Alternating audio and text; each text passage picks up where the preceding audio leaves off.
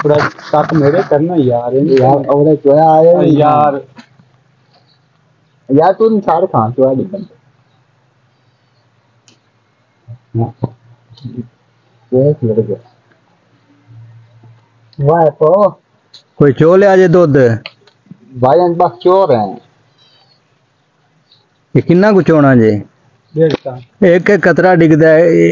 ये किस लिए ते लगे हो जे चोमन ये सानू घंटा डेढ़ हो गया जी कल भी चोया उसी कल भी चोया थी ते किन्ना को करना जे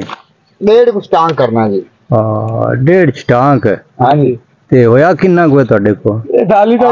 मासा भी नहीं होया चलो को 5-6 महीने चोया जा को 5-6 महीने चोली सा 5-6 महीने तुसी ऐसे इंज करनी ना वंगार पानी चाहिए वंगार पिंड च वंगार पाओ चाहते कोई बंदे 4 आ जाते ते प्यालियां कप लैके दूध चोना है हाँ प्यालियां कप लैके तो सारे जेड़ा है उदाले हो जावो फिर मोड़ तुहानू कुछ टाकी ढूंढ ला जे की करना जे ये जी बड़ा कीमती है ते दवाई बनानी अच्छा अच्छा हाँ जी। दवाई बनानी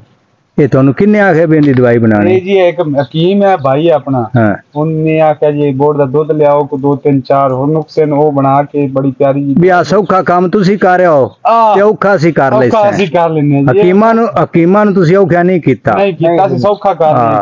ਔਖਾ ਉਹਨਾਂ ਨੂੰ ਦੇ ਦਿੱਤਾ ठीक हो गया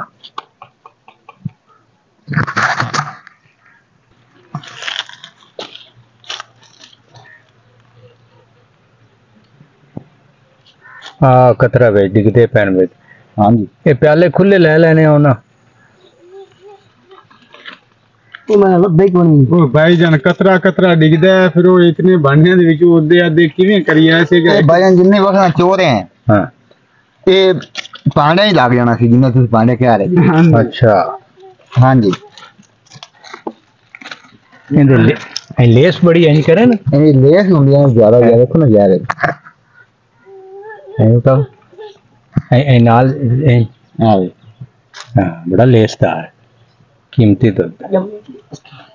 ये तां तुसी तसल्ली ना कीमती काम आप कर रहे हाँ जी हाँ जी क्योंकि फिर मिलावट वाली ये चीज तो मिलती नहीं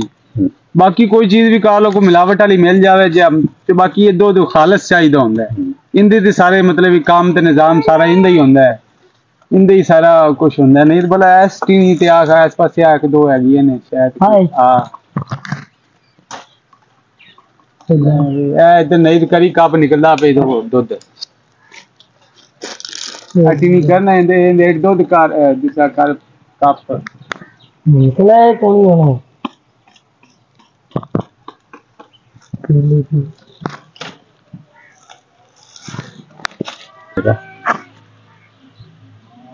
देखो ना जी इन्ने बंदे असि लगे हुए हैं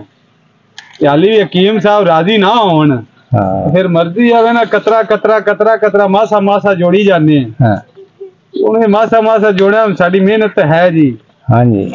कतरे कतरे नाल जेड़ा भी दरिया बनदा जी हाँ और जिवें साडे पिंड मौलवी साहब दसदे हन भी रुपये नाल हजार बनदे कतरे कतरे दरिया बनदे सही ये किन्ने कतरे जोड़ांगे उन्ना सानू भी फायदा होगा तो जेड़ा हकीम साहब है नाराज होवन तो फिर भी जेड़ा है बुरी गल है जी हाँ नहीं तो ले आवी